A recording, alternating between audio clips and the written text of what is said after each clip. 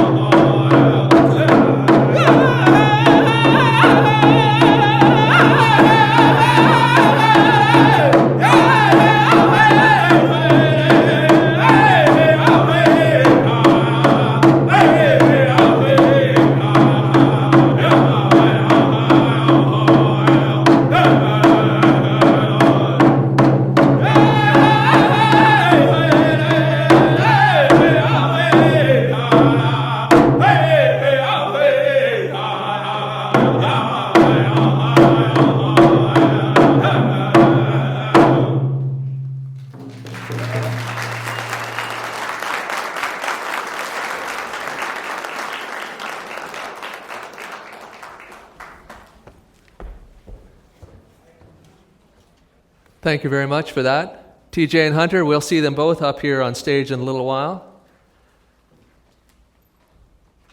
Good evening, everyone, and welcome to the 2022 Heritage Festival of Saskatoon Variety Night here in the beautiful and historic Roxy Theatre in the heart of the beautiful and historic Riversdale District. My name's Jeff O'Brien. I'm the City of Saskatoon Archivist, and I have the great pleasure to be your Master of Ceremonies for the evening.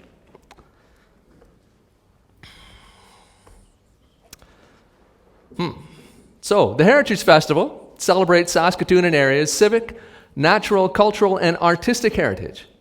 This year, the festival is running over 9 days. It started last Saturday, and it includes both virtual and in-person events with more than 30 exhibitors, a speaker series, games, activities, and tours, all capped off with a free admission day at the Western Development Museum this coming Sunday, March 6th.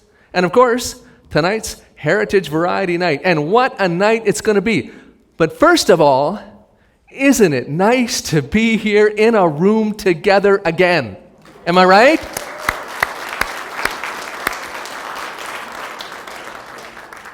So tonight's program is also being videotaped, and it'll go up on the internet Sunday night. So to those of you watching this online, I say hello to you, people of the future.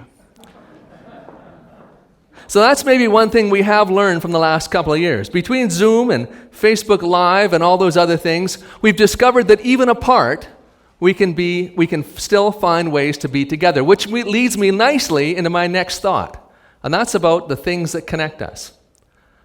The theme of this year's Heritage Festival is Our Changing Times, and it speaks to the idea of bridging time and communities. We call Saskatoon the city of bridges, and you can see one of those bridges here behind me on the screen. This is that's the old pedestrian footbridge. It used to span the downtown railway yards. It went from First Avenue downtown across the railway yards all the way to Avenue A here in Riversdale. And in their day, the railway yards downtown were a barrier to traffic nearly as impassable as the river itself. Anyone you talk to of a certain age here in Saskatoon will have very clear memories of this narrow, windy little bridge on a blustery, cold winter day. This connector, if you like, between the downtown and Riversdale. So let's talk about connections. In Saskatoon, in Saskatchewan, in Canada, in the world, connections, bridges, are more important now than at any other time since the end of the Second World War. In the last couple of years, we've seen how easy it is to drive people apart. Individuals, families, communities, right versus left, east side versus west side, indigenous and non-indigenous, Canadian and newcomer, haves and have-nots. The COVID epidemic has provided us with some of the worst examples of this. Lifelong friends who don't talk to each other anymore. Families that are driven apart. People slagging each other off on social media or waving signs and shouting angry slogans at each other. Everywhere you look, there's people eyeing each other suspiciously across the barricades.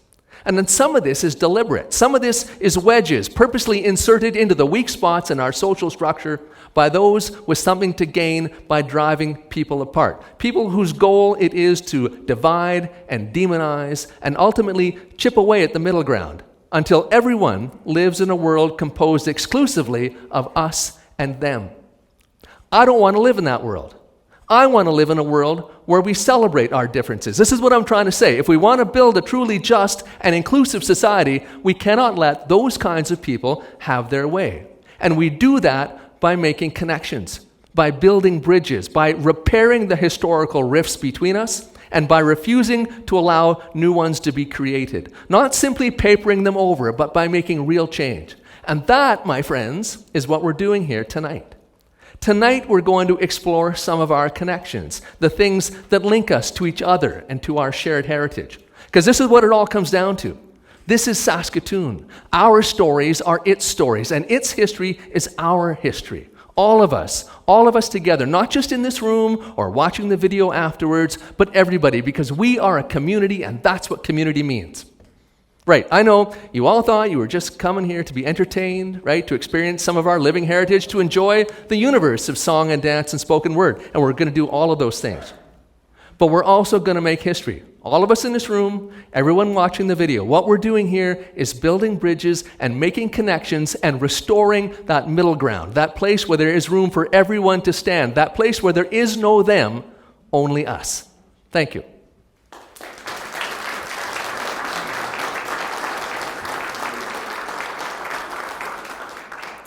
Our very first guest on stage this evening is Keila Caudillo. Keila is a Mexican artist, a scientist, and a passionate advocate for internationalization of higher education. With more than 20 years' experience singing Latin rhythms and 3 full albums to her credit, Keila came to Saskatoon in 2012. Since then, she has been a proud performer of Mexican folk music at events around Saskatchewan. Keila holds a master's degree in plant sciences from the University of Saskatchewan, and she currently works as international project coordinator at Saskatchewan Polytech. Can I welcome to the stage, Keila?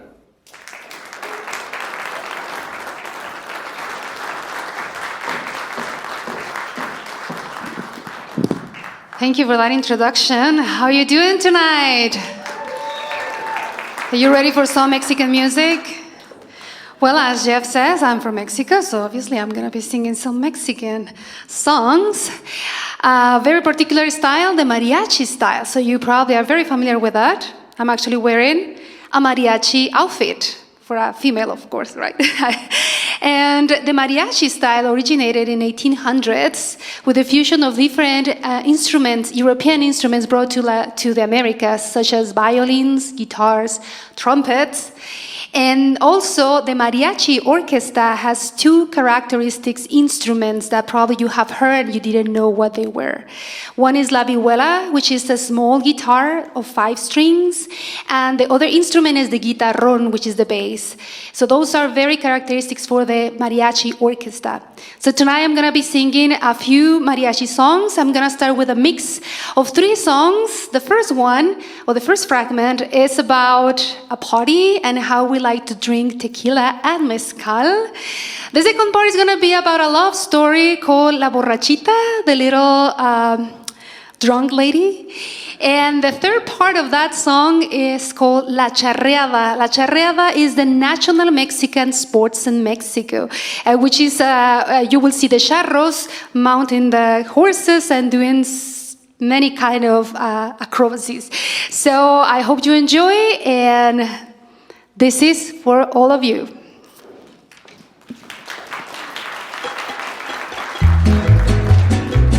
Oh.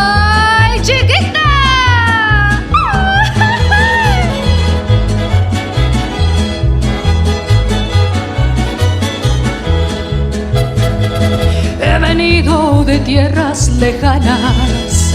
He venido para confesar que aunque pobre me sobran las ganas, por eso mismo me voy a emborrachar. Se me fue de mi lado ese ingrato, se me fue y no lo puedo olvidar. Su recuerdo a veces me mata, pero soy hembra y me tengo que aguantar. Que sirvan las otras copitas de mezcal, que a la vena ganamos con ponernos a llorar. Que sirvan las otras copitas de mezcal, que a la vena ganamos con ponernos a llorar. ¡Ay, chiquilla!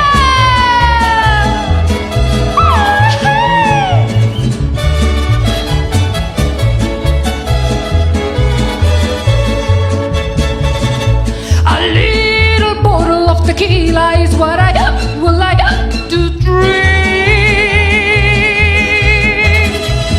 I might get a good relief from the love that you dismissed. A little bottle of tequila is what I would like to drink. I might get a good relief from the love that you dismissed.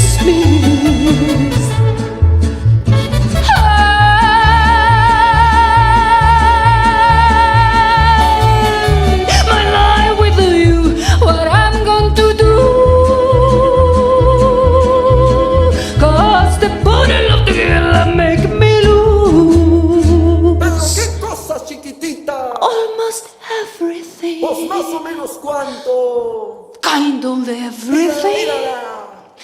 Oh, yeah.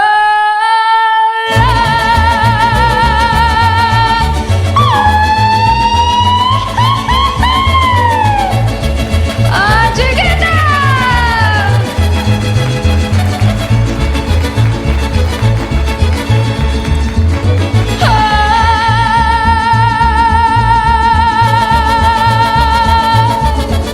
Qué bonita la fiesta ya la fiesta del sol.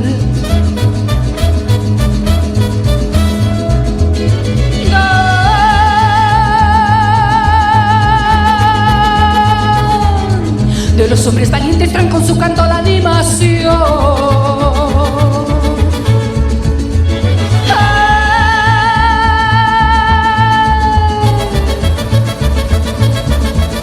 Qué bonita la fiesta ya la fiesta del sol. Reniego de la faena más campirana de mi nación. Yo quiero montarle un toro pa' que me mire mi amor. Quiero montarle un toro pa' que me mire mi amor. Upayu, upayu, upayu, upayu. Quiero montarle un toro pa' que me mire mi amor. Upayu, upayu, upayu, upayu. Quiero montarle un toro pa' que me mire mi amor. Ay, ay, ay.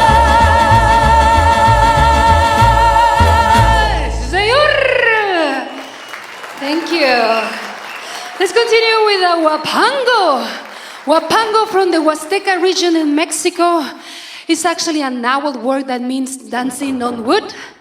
And this is La Cigarra, very characteristic from the Huapango. I hope you enjoy.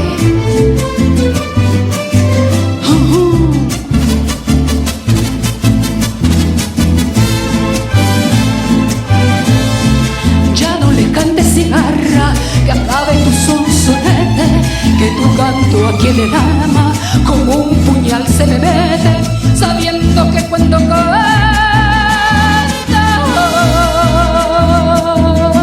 pregonando vas tu muerte. Marinero, marinero, dime si es verdad que sabes, porque distinguir no puedo. En el fondo de los mares soy otro color más negro que el color de mis pesares. Ay,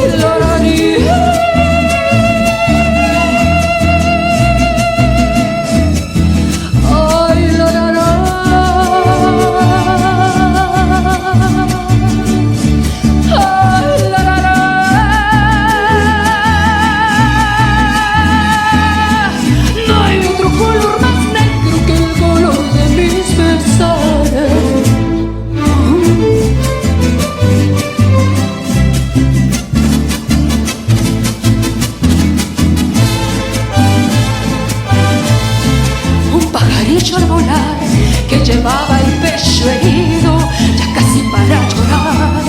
Me dijo muy afligido, ya me cansé de buscar a un amor correspondido.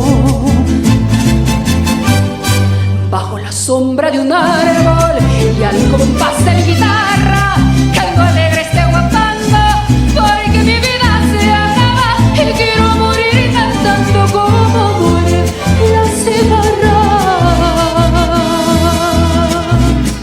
Ay,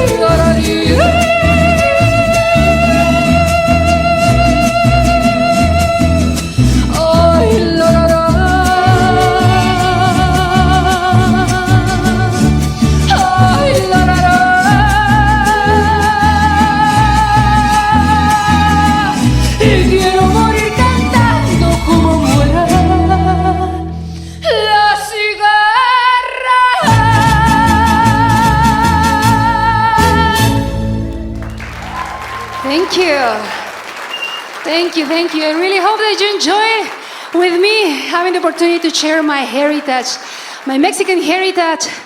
We also joining our Ukrainian heritage in our hearts. Our praise are with you guys. This is Guadalajara.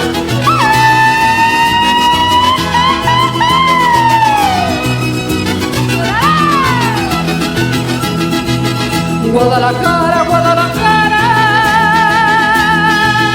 Guadalajara, Guadalajara. Tienes el alma de provinciana, hueles a limpia rosa temprana. A verde cara fresca del río, son palomas tu caserío. Guadalajara, Guadalajara, eres la pura tierra mojada. ¡Soré! ¡Ahora aquí, everybody!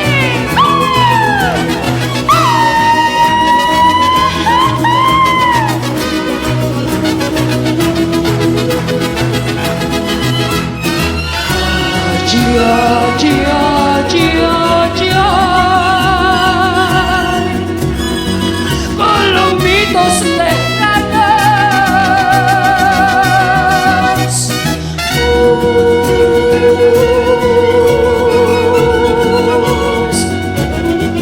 ojitos de agua hermana, hace más fresco el de tepache junto a la birria con el mariachi que los bailanes y el poderío suena con triste melancolía.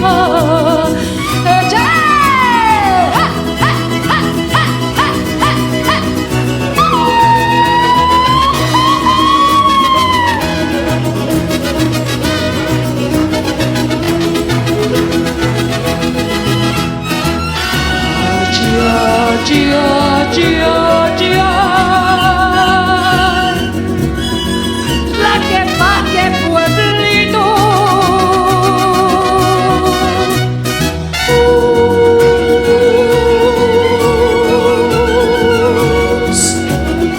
Olorosos carritos hacen más fresco el dulce tepache junto a la birria con el mariachi que los bailanes y el parerillo suena con triste melancolía. ¡Échala, chiquita! ¡Ay, ay, ay! ¡Ay, ay, ay! ¡Ay, ay, ay! Guadalajara, Guadalajara, Guadalajara.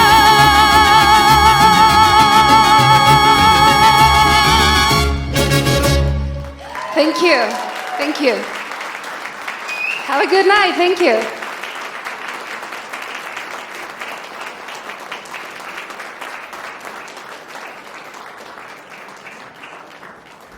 Thank you, Keila. That was wonderful. So if you look at your program, you'll see that our next guest was supposed to be Joseph Desjardins, and unfortunately, Joseph wasn't able to join us tonight. But fortunately, we are able to have in his place another Métis fiddle player, Joe Jackson. Joe, why don't you come on up? Born and raised in La Ronge, Saskatchewan, Joe's musical career started with the piano. But when he was 13, the fiddle caught his eye, and since then he has pursued every style of music he could find, studying under Métis, French-Canadian, Cape Breton, and Acadian fiddle masters. And did I also mention that he is a talented guitarist and a jazz vocalist? A man of incredible talent, and here to join us tonight, Joe Jackson.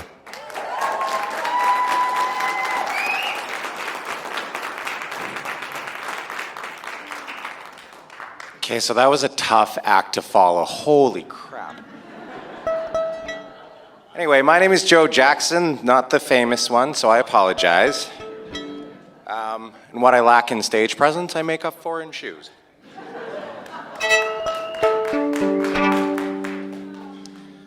Let's kick things off with a... Why is my bent over like this? This is kind of awkward. I'm going to start things off with a French-Canadian song that goes into a Métis one.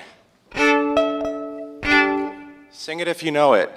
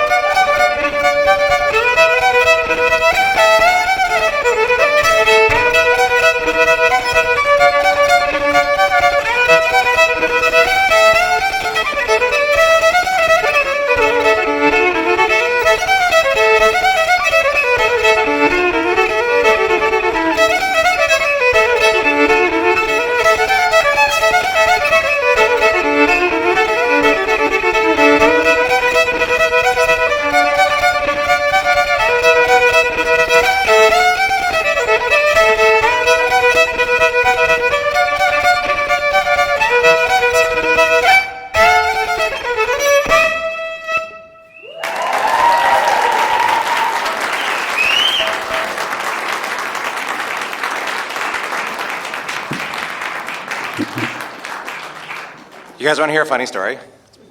Okay, so first of all, I'm so happy to be back in front of people and actually in a crowd with people that aren't on like a Zoom screen. So anyway, I was, speaking of Zoom, I was doing a Zoom concert and I was kind of in a rush, so I wasn't wearing pants. And there's more. So halfway through my set, I was like, okay guys, so we're gonna take a break.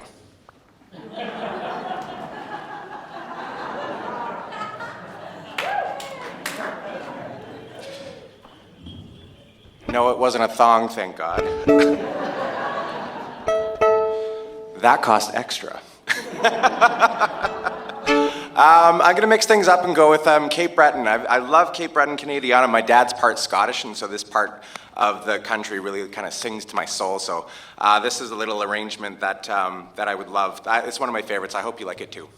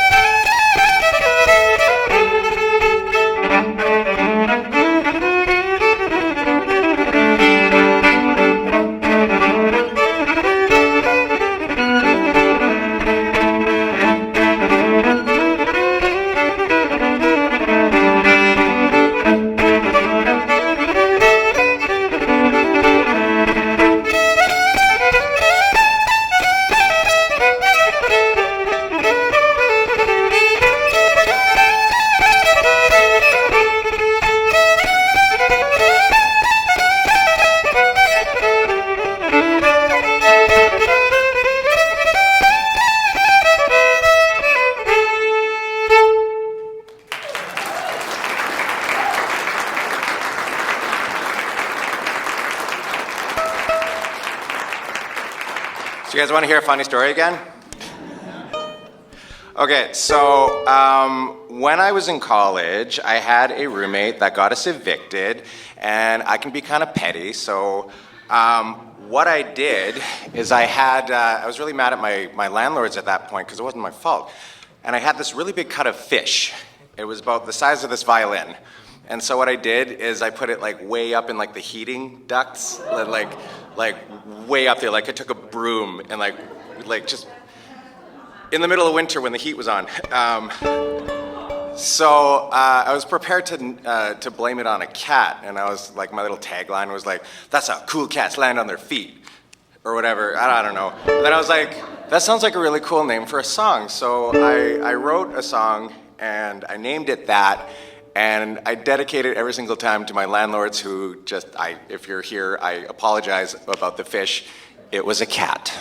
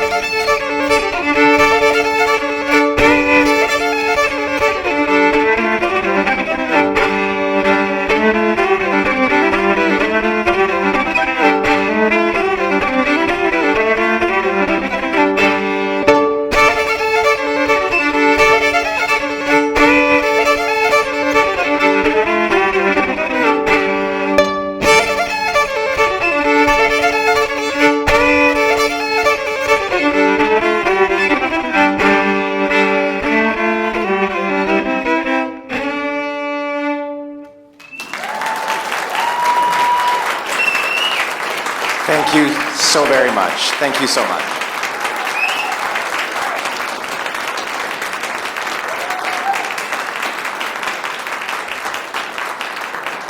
Everyone, the famous Joe Jackson, thank you very much.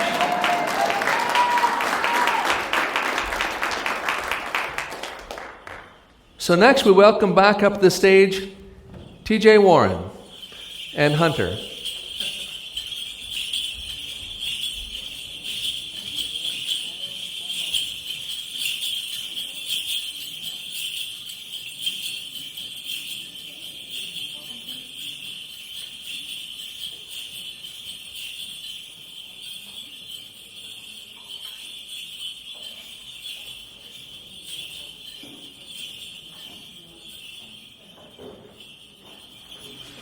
Thank you again, everybody, for having us back in a beautiful space. Again, a lot of history in this theater. My name is TJ Warren. I come from the Great Bend Nation, originally from Red Wings, Arizona, down in the United States.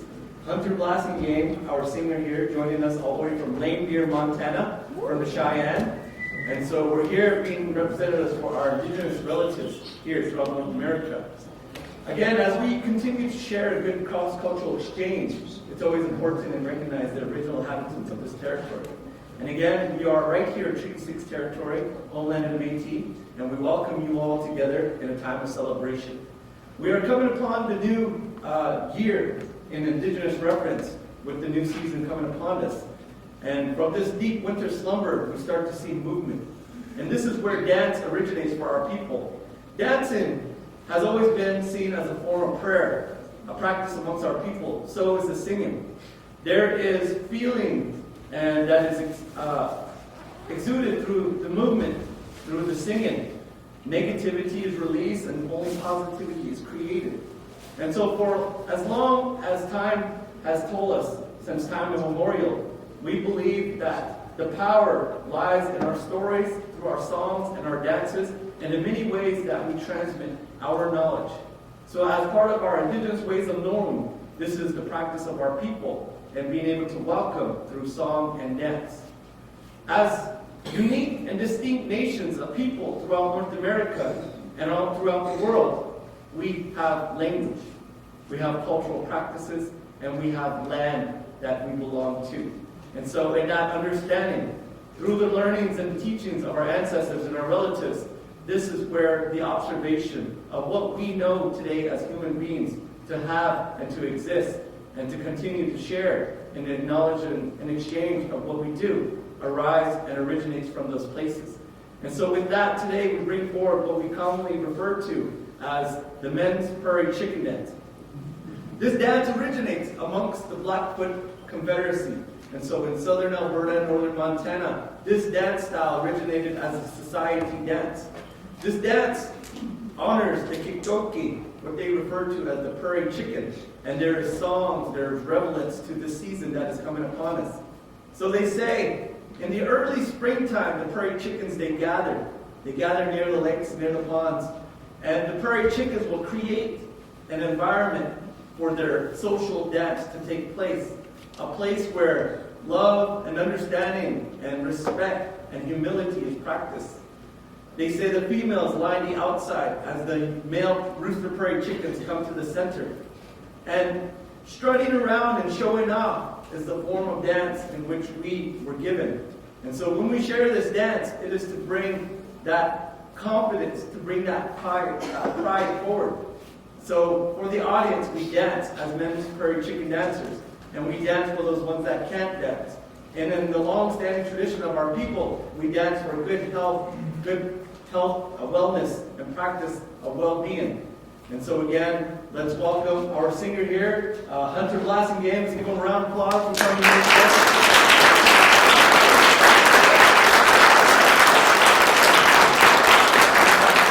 And with that, we go to song number 1 for the men's prairie chicken dance. Hey!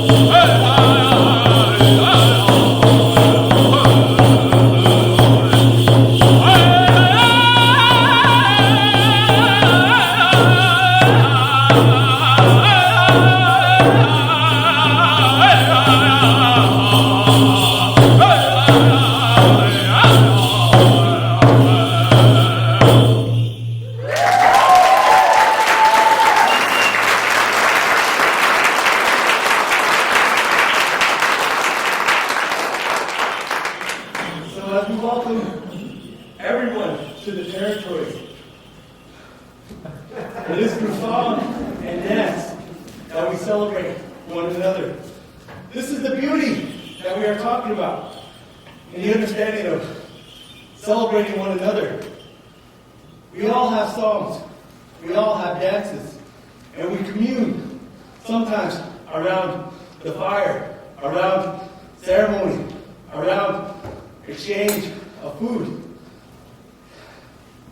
It's a beautiful sight to see cultures from all around the world come to a place and a space like this, and to be honored, to be acknowledged. And again, we appreciate our presentation and invitation to come up and share the beauty of what we understand to be our life ways. We aren't just performers, we are practitioners. This is our way of life. And again, this is what we abide by, and we believe in it. And so in that understanding, we hope you feel the power. We hope that this story comes to life for you as we share through our movements, through voice, through rhythm, and with dance and song to celebrate the Heritage Festival here with you all. And so with that, we go to our final song here. Song number 2. Take it away.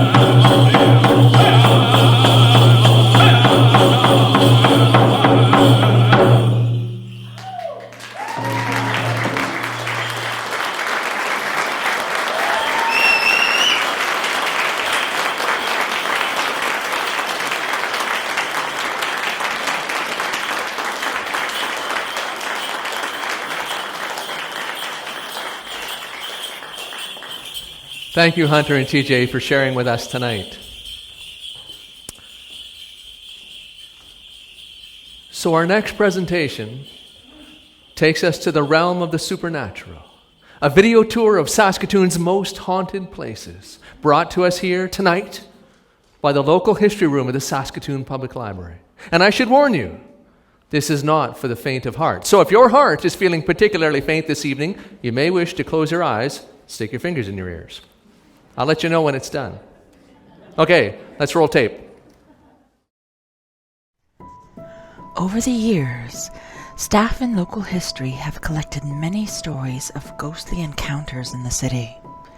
The woman in red, the woman in white, the elegant gentleman, the cranky gentleman, children laughing, singing, crying.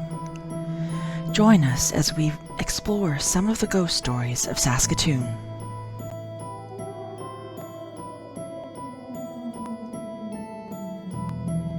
Woodlawn Cemetery. The first burial at Saskatoon's Woodlawn Cemetery was that of an infant on January 5th, 1906. There have been about 63,000 burials since then. The ghost of an old woman has been seen floating through the grounds at night. People have also experienced the evil presence of a man lurking within the cemetery. He is said to have either completely black, glowing green, or red, glowing eyes. A man living next to the cemetery would wake up in the middle of the night to a force attempting to remove the ring from his finger. The man doesn't live next to the cemetery anymore.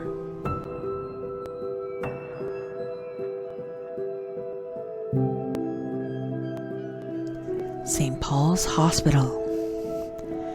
The Grey Nuns purchased the large residence built by Dr. J.H.C. Willoughby and converted it into the first permanent hospital in Saskatoon, St. Paul's, in 1907. It has expanded and rebuilt it several times over the last century.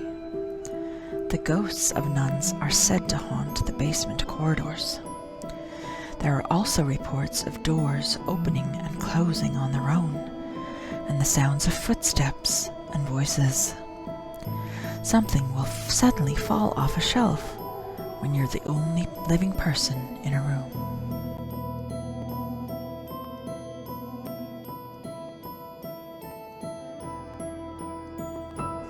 Saskatchewan Polytechnic's E.A. Davies building on Idlewild Drive is purported to be one of the most haunted places in the city.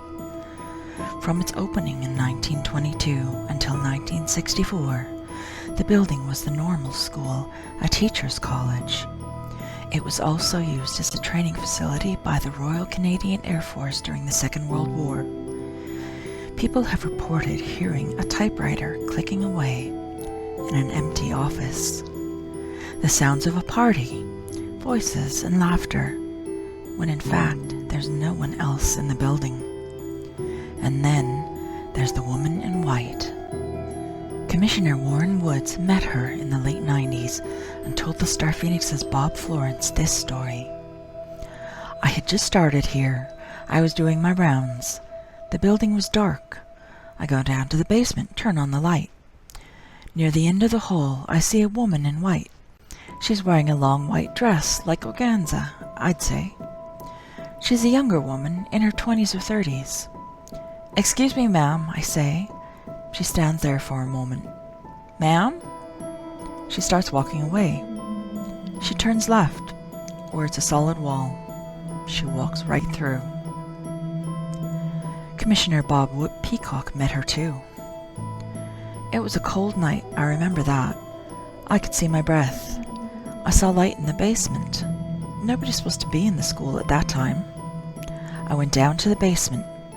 There she is, at the end of the hall, the woman in white. I followed her. When she made a left turn, I tried to make a left turn. It was brick. Gave me goosebumps. Gave me goosebumps all over.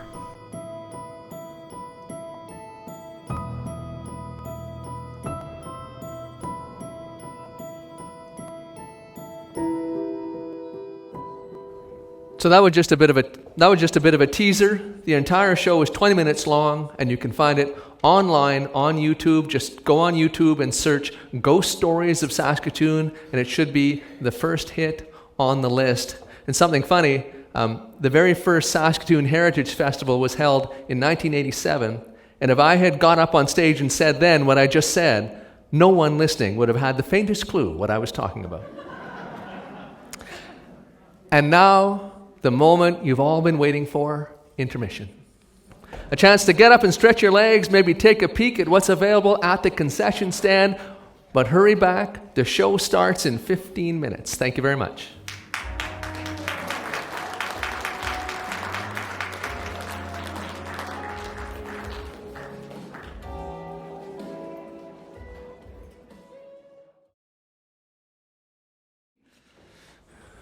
How are we doing so far?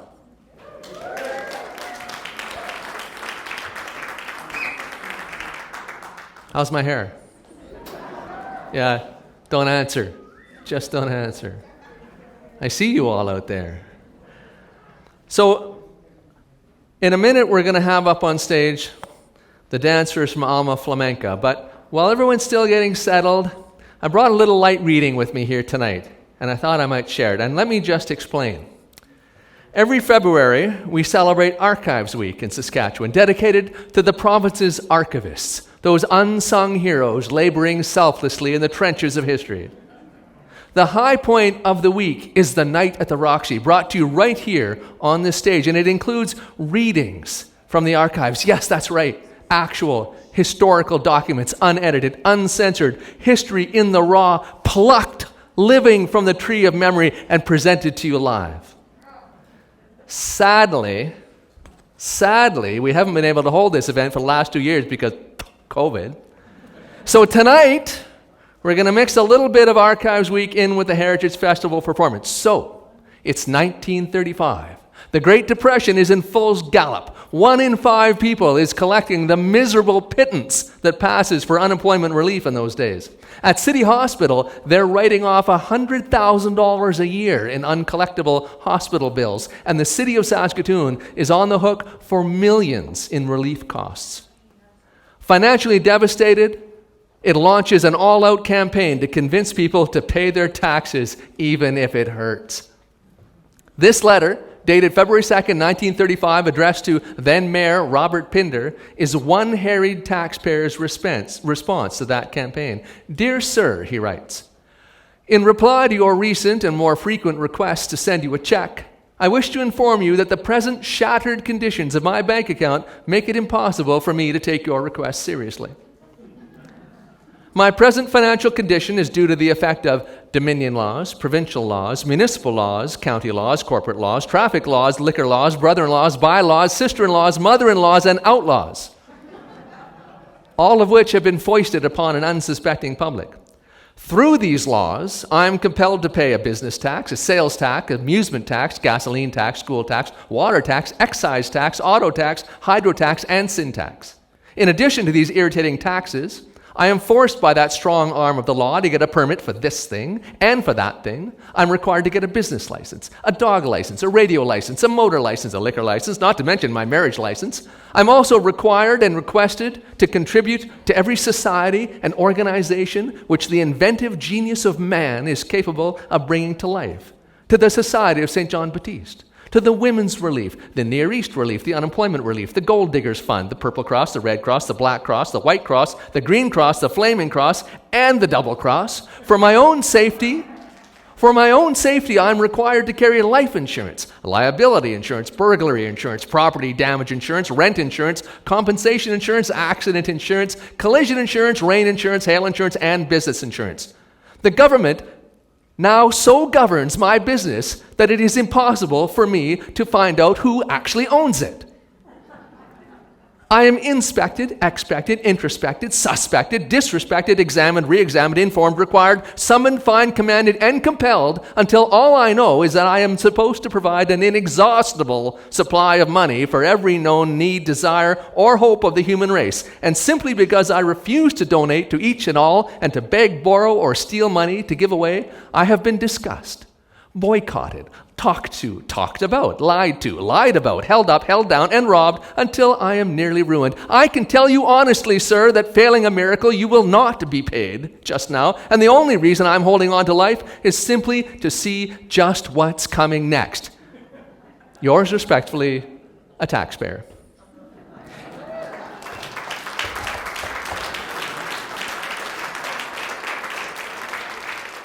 You know, they don't write letters to city council like that anymore. Our next guests are from Alma Flamenca.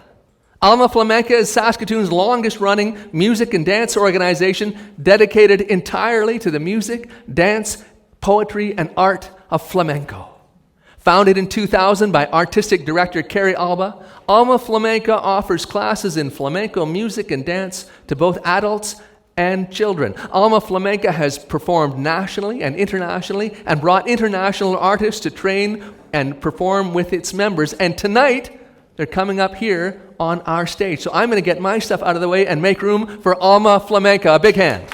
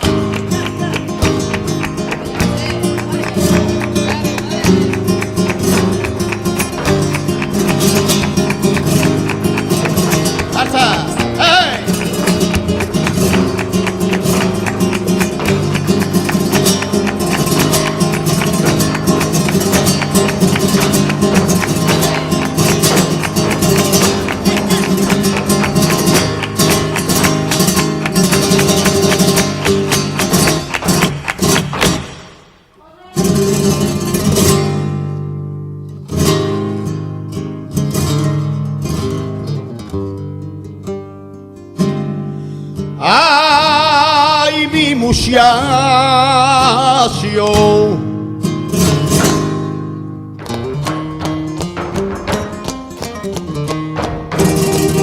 Ay, que hace 3 días que no lo veo, que dónde andará mi muchacho.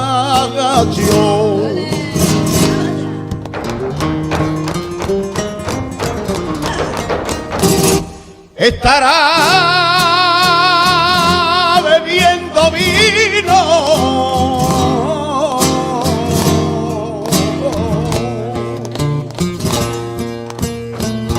o andará por ahí borracho.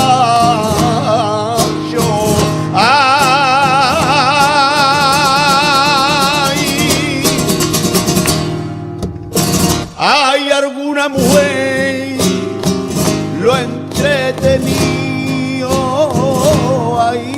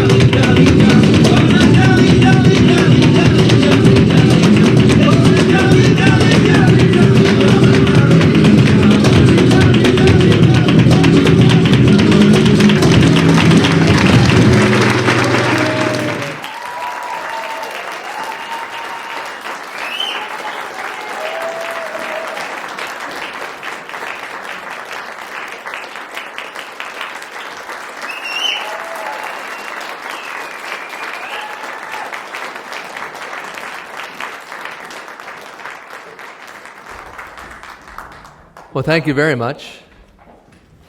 Next up on our stage, we have Jennifer Zhao.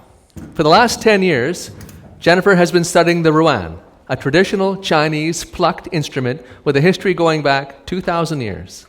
Tonight she'll be performing a piece called Night of the Torch Festival.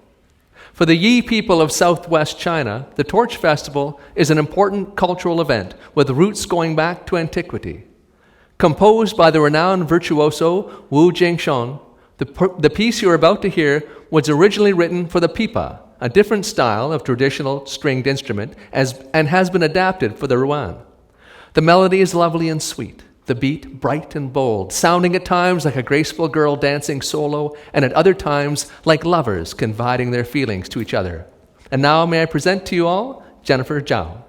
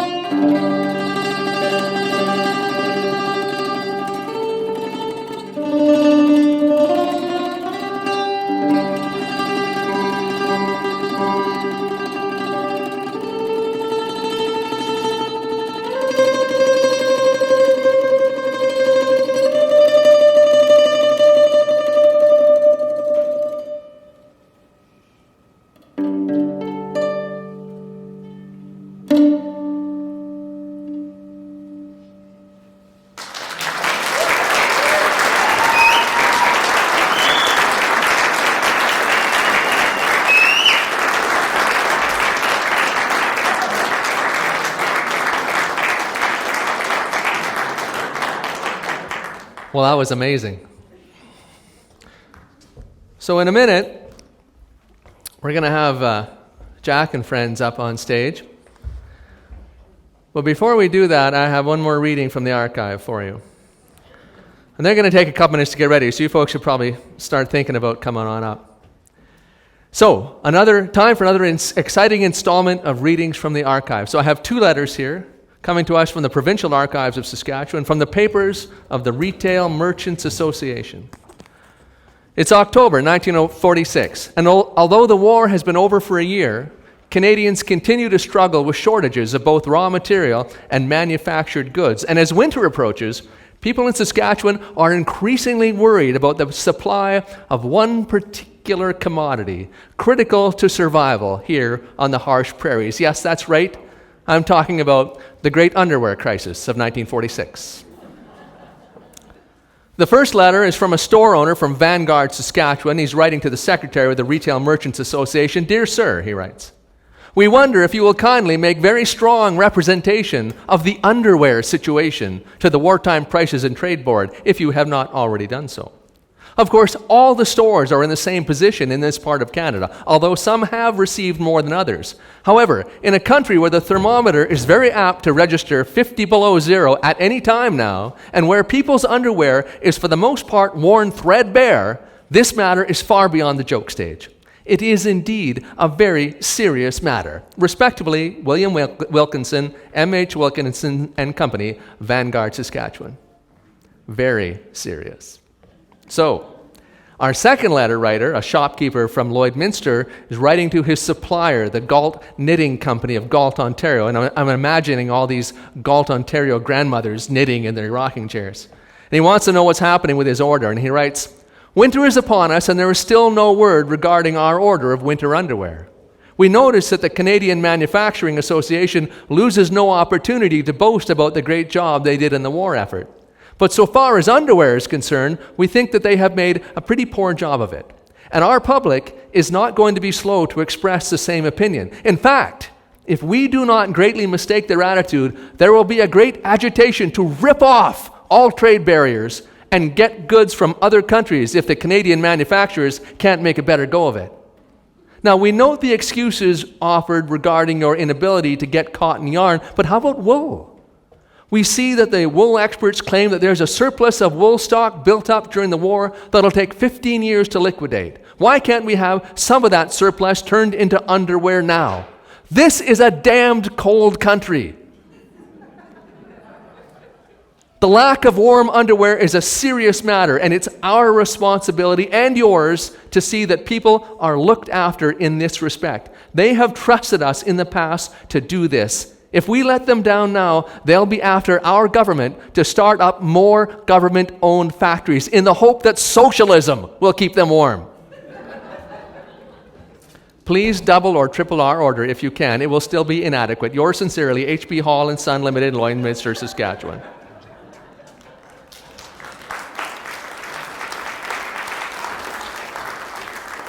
All righty then, the Great Underwear Crisis. Let us skip ahead to the next item in our installment, which is Jack and Friends. Just a minute, I have notes here somewhere. Our last performance of the evening is a salute to Don Kerr, poet, playwright, teacher, historian, writer, mentor, advocate, founding president of the Saskatoon Heritage Society, and for decades a driving force behind the heritage preservation movement here in Saskatoon. Don left us, sadly, in 2020. Yes, we could have a round of applause for Don Kerr, goddammit. Don left us in 2020. Tonight we have a hilarious reading of Kerrville by author Dave Carpenter, complete with a beat poetry accompaniment that includes the jazzy, rootsy music of Jack Walton and Friends, featuring Gillian Snider, Terry Hokness, Dave Nelson, and Fabian Minnema. Jack and Friends, take it away. Thank you, Jeff. All right, we are so happy to be part of this festival, and I want to thank Rianne and Dan and the crew for putting this all together, and thank you for coming out, and it's fantastic to be in a live situation. It's fantastic to be alive. So we're going to play a few tunes, and Dave Carpenter is going to do some reading, And we're going to start it off with a tune that evokes memory and makes us reminisce. And we're going to feature Gillian on this first song. Thanks, Jack. Actually, this song, I'm happy to play it. Apparently it was one of Don Kerr's favorites. And I know that you'll recognize it. And as a kid, when I would hear this on the radio, I'd always think that it was a sad song. And, and now as I get older, I realize it's not a sad song. It's not about, getting older or losing dreams or whatever. That's, when I was a kid, I'm like, oh, this is the saddest thing I've ever heard. But it's not. It's actually about friends and community and the important things that last for us. So I know you'll know it. And you can sing along if you like. Here we go. Once upon a time there was a tavern where we used to raise a glass or two. Remember how we'd laugh away the hours and dream of all the good things that we do. Those were the days, my friend, we thought they'd never end. Sing and dance forever and a day. In the life we choose, fight and never lose, for we were young and sure to have our way. Die, die, die, die, die, die, die, die, die, die.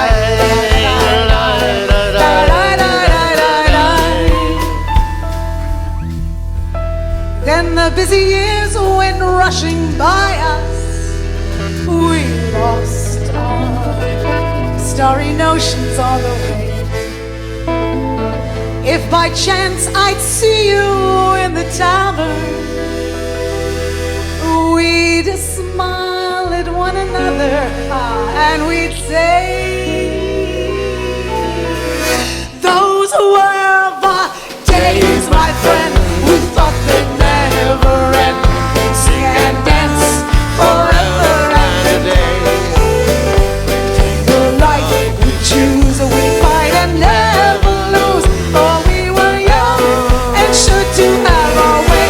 Die, die, die, die, die, die, die, die, die, die, die, die, die, die, die, die, die, die. Just tonight I stood before the tavern. Nothing seems the way it used to be. In the glass I saw a strange reflection. Was that lonely woman really me? Those were the days, my friend, we thought they'd never end. We'd sing and dance forever and a day. The life we choose, we fight and never lose, for we were young and sure to have our way. Die, die, die, die, die, die, die, die, die, die, die, die. Then I seemed to hear familiar laughter. I saw your face and heard you call my name. Oh, my friend, we're older but no wiser, for in our hearts our dreams remain the same. Everybody now, those were the days, my friend, we thought they'd never end. We sing and dance forever and a day. We live the life we choose, we fight and never lose. Those were the days, oh yes, those were the days. Die, die, die, die, die, die, die, die, die, die, die, die, die, die, die, die, die, die.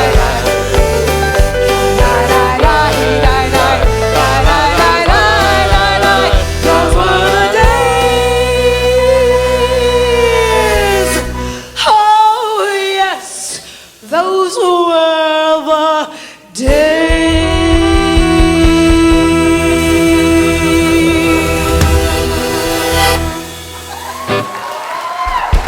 Thank you. All right, Gillian Snider. Thank you so much. Thanks for letting me perform one of my favorite songs. This next song is a quirky little song. I remember when I first started writing this, it was at a 20th anniversary celebration of the SOS Elms Coalition. And Don and Mildred came out to the event, and Don sat there and laughed and chuckled at this song. It wasn't really going anywhere at the time, but it's developed. And it's a story of this little band in this little town with a fantastic singer. And the band members are wondering, is the singer going to leave town or is going to stick around? And of course, could never get a clear answer. But then if you understood scat, you might be able to understand the answer. So here we go.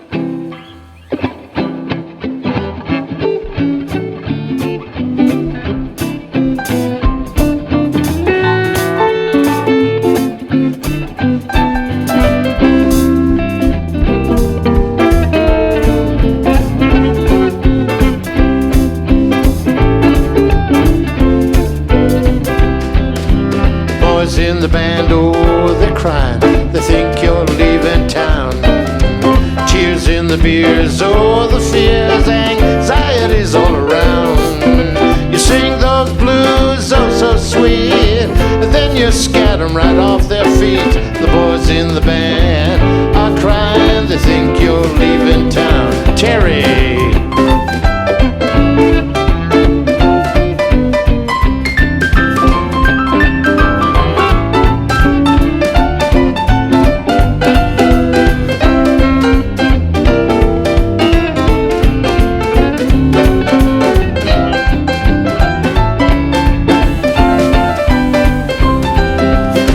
Saturday night, everything's hopping. They come from all around.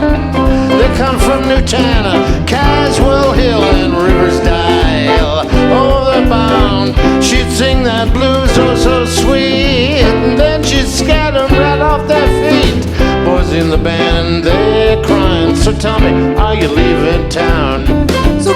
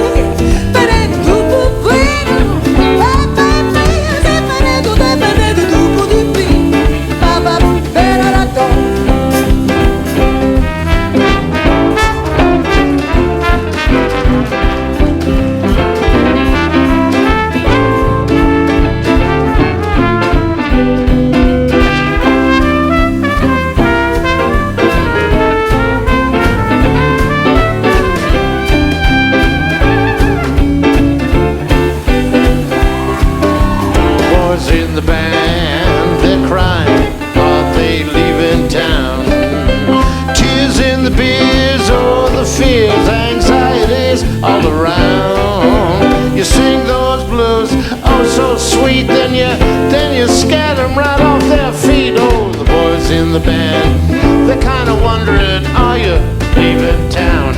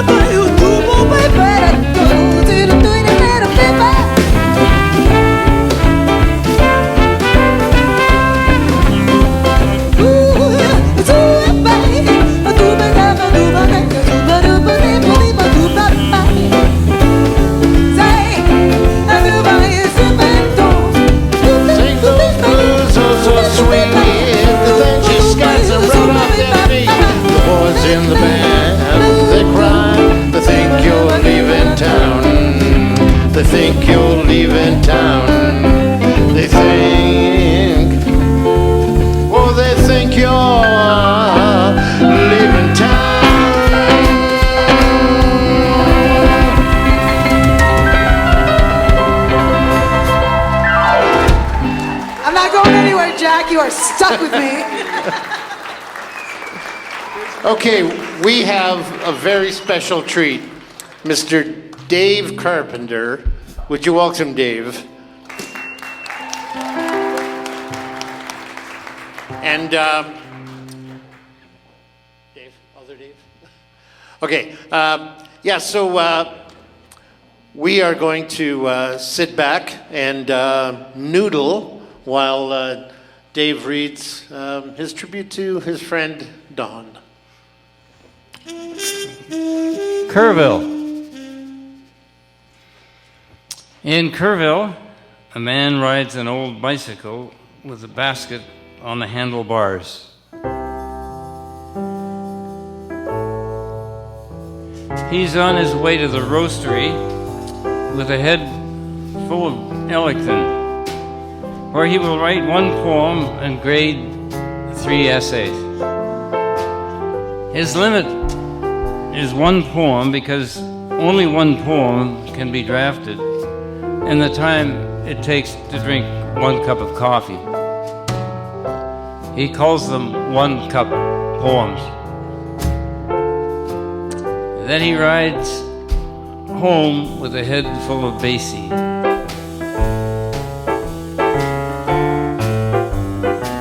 The reason for the old bike is that no young thief in his right mind would be seen riding such a contraption.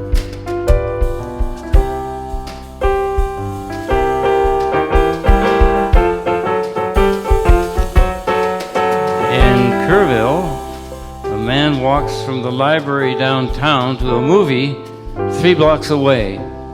He has seen every other movie in the world but this one.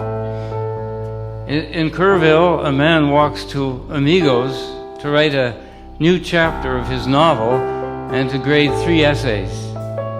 He will write only 1 chapter because 1 chapter can be drafted in the time it takes to drink 2 pints. He has attempted to write 3-pint chapters, but the results were disconcerting. His handwriting is elusive at the best of times, but after 3 pints, his chapter would look like a score by Count Basie written in the back of a moving gravel truck.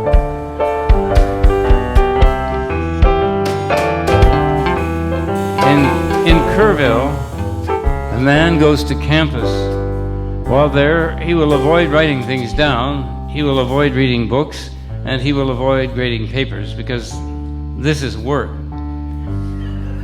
Today, as usual, he will walk into rooms and talk and listen, and talk some more, and listen some more, and laugh, and talk a lot more, and listen for the sake of politeness and perhaps even dialogue, and talk a great deal more, and go home.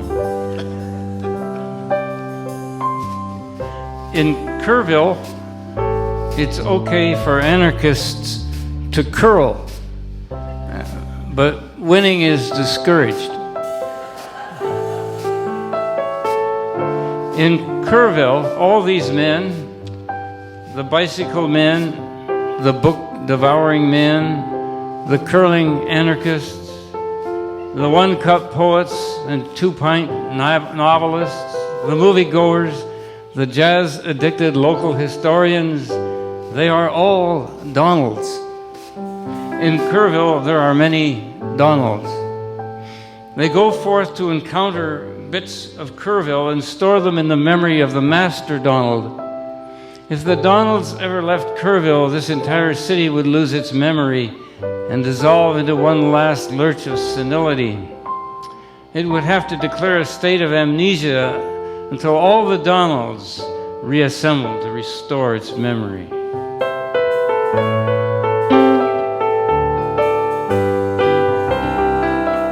In the city of our Donalds, there are no automobiles, no box stores, there is no urban sprawl. Vic Sikansky drives up here once a year to grow all the vegetables. There are lots of old historic buildings, enough to last another millennium. They keep their windows open in the summer so that people can go by in their bicycles and hear the strains of Miles Davis drifting into the carless streets. The anarchists are winning, in the city of our Donalds.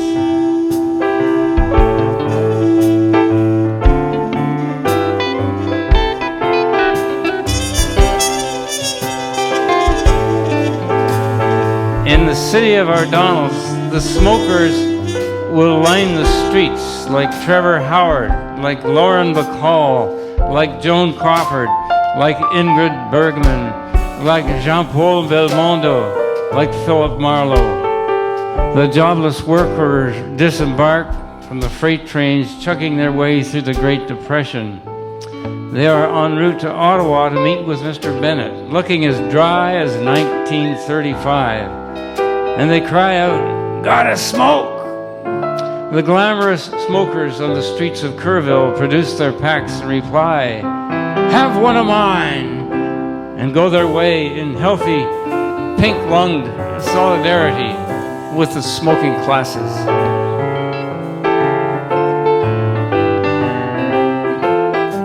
In Kerrville, a man reads a book of poems in the hockey arena.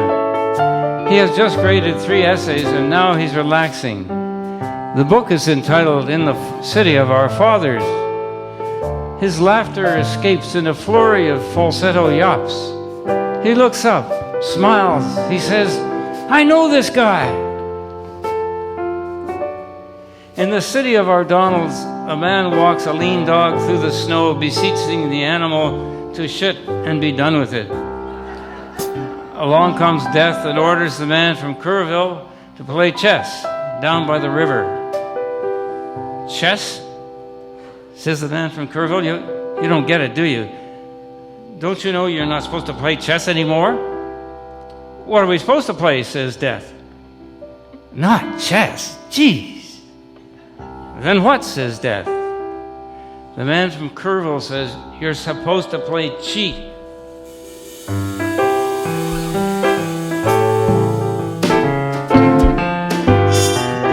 "Here," he says, and brings out a pack of cards.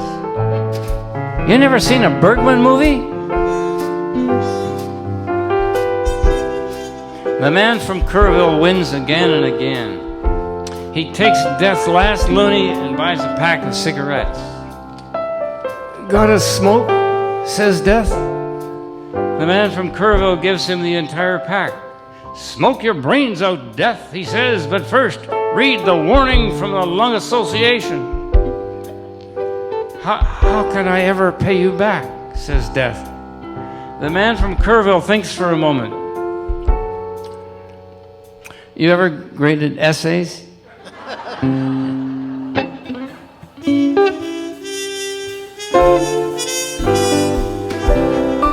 In the city of our Donalds, Monday's activities are scripted by Jarmusch, Tuesdays by Polanski, Wednesdays by Godard, Thursdays by Altman, Friday nights are shot in Amigos by Clint Eastwood, Saturdays become brazenly blocked out on a big blackboard by Bertolt Brecht, Sunday night revels and Sunday morning hangovers are done by Fellini.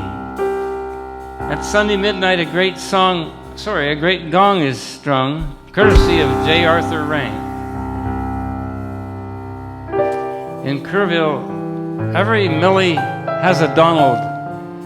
Every Donald has a Millie. The Millies enlist Donalds in the cause of suffering humanity, better exercise for dogs, longer life for bicycles, and for God's sake, take out the garbage. In Kerrville, marriage is a miracle of symbiosis, which I would gladly explain, but the grandchildren, geez, the grandchildren, where did they all come from? There's one on the floor. She is using a copy of The City of Our Donalds, The City of Our Fathers, as a coloring book. In The City of Our Donalds, the books are colorful. Leaving Kerrville, the marvelous Millies drive the cars, and the Donalds slump in the passenger seats and write one poem every 50 kilometers. They have tried to do 100-kilometer poems, but these tend to consume a great deal of fuel and sometimes suffer the fate of the 3-pint chapters. And when the poems are written in the cars, the Donalds dig somewhat grudgingly down into their ancient briefcases and haul up essays by the fistful and grade them between poems, between chapters, between stories, between movies and bicycle rides and dog walks and classes and coffees at the roastery and pints at Amigos. And look, there's another grandchild with a lost essay, drawing pictures that look like the scores of Duke Ellington composing in the sauna, or Count Basie composing on the swing. In Kerrville, this is the only royalty that gets through the door. In Kerrville, the Donalds never retire from their jobs. When the time comes, the Jobs simply retire from the Donalds and wait with leashes in their jaws for the next human being to come along and take them for a walk. Thank you. Dave Carpenter.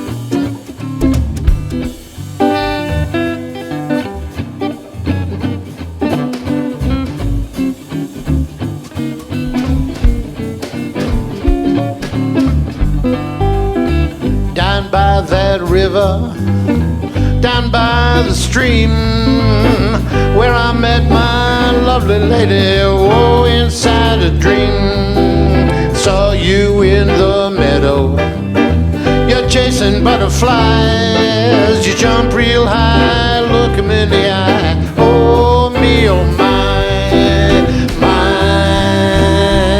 over matter. Oh, when your head over heels.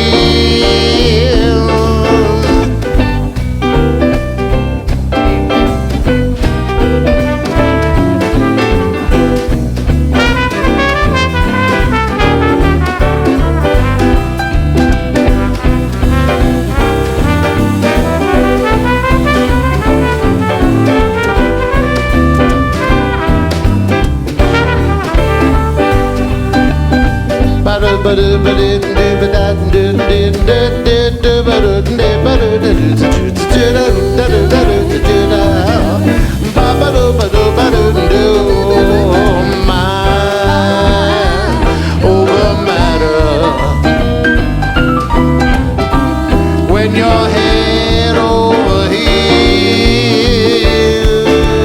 Terry.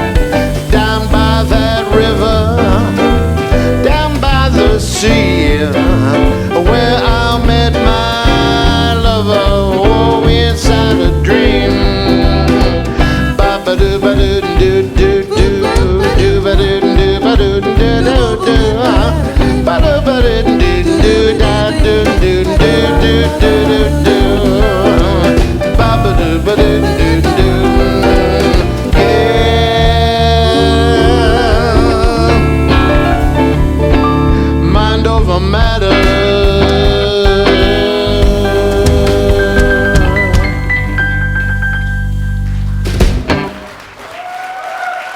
Thank you.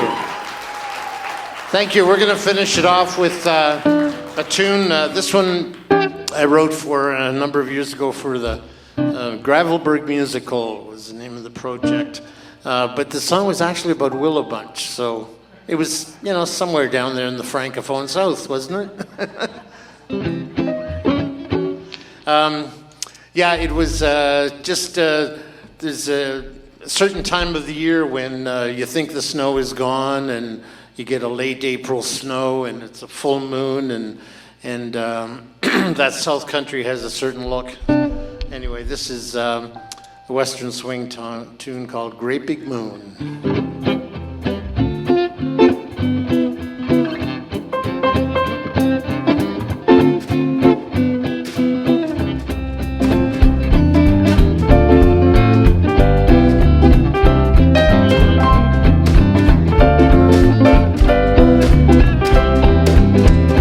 Great big moon hanging over the prairie, cattle tracks in the late April snow. My saddle's cold, I've been riding since morning. Lost that doggy riding home. Coffee pot with those old coffee grounds. I can hardly wait till we get into town. Oh, a great big moon hanging over the prairie, cattle tracks in a late April snow. David.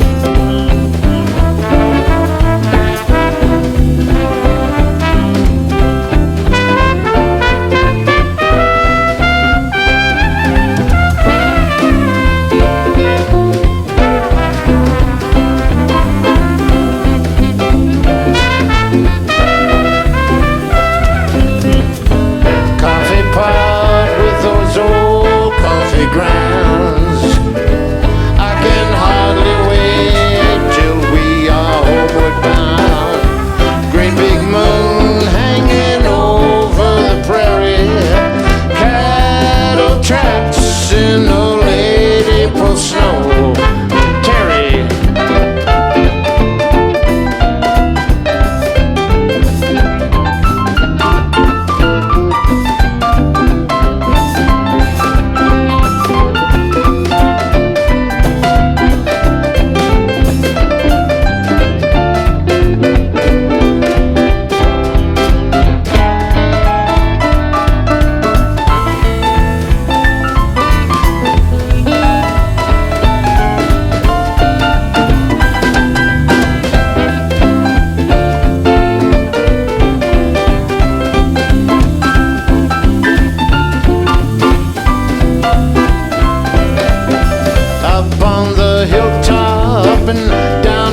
Coulees, through Willow Bunch, where sweet harmony lives, in that meadow behind the Millsberries, I found that doggy is resting his head.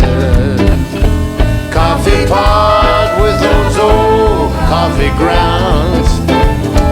I can hardly wait till we are homeward bound. Big moon hanging over the prairie, cattle tracks in a late April snow. Cattle tracks in a late April snow. Cattle tracks in a late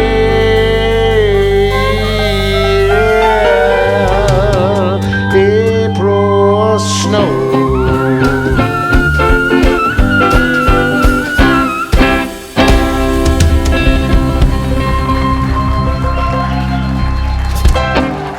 Thank you very much.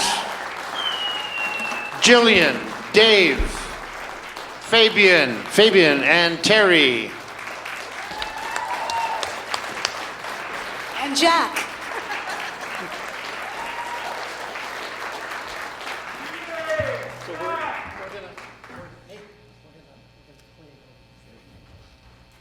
Jack and friends, everybody. And don't you guys go anywhere, because then I need you in a minute. And with special guest David Carpenter, and thank you very much.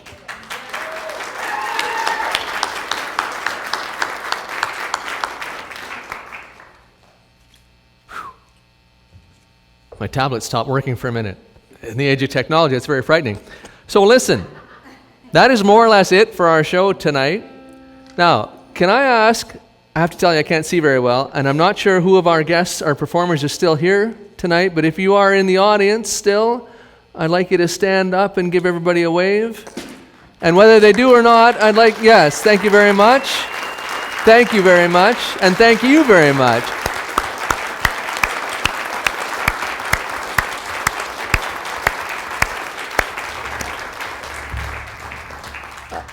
A night of joy, I think. Listen, before I let you go, I got a couple of announcements. Yet to come in the Heritage Festival, we have the speaker series. On Saturday at 1 o'clock, Lisa Bird Wilson, followed by at 2 o'clock, Lisa May Stringer and Dr. Mamadou Ka.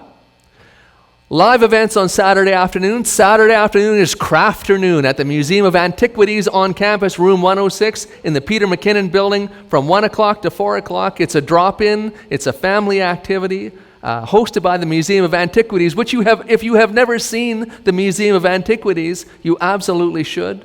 Anyway, it's a family event. Mass will be required. That's 1 to 4 o'clock on Saturday. On Sunday, March 6th, 9 o'clock to 5 o'clock at the Saskatoon Western Development Museum. Free admission, ladies and gentlemen. And in the afternoon, entertainment by the Whiskey Jerks, which I believe also includes Gillian.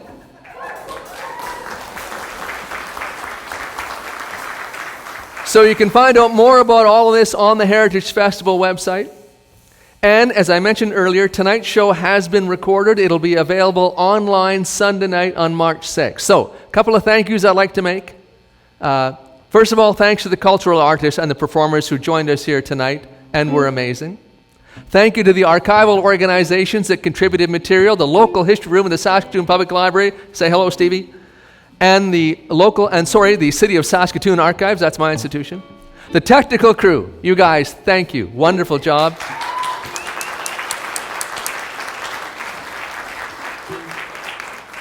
The Heritage Festival Board of Directors, the Roxy Theatre, and of course, Rayanne Van Beek, who has bent heaven and earth to put all of this together.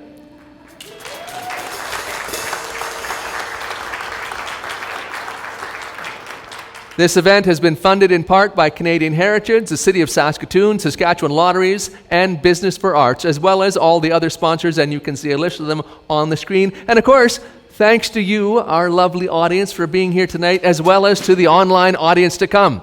And I believe that Jack and the gang are going to stay up, play a little music to see us out. So thank you, everyone. Thank you. Drive safe, and good night.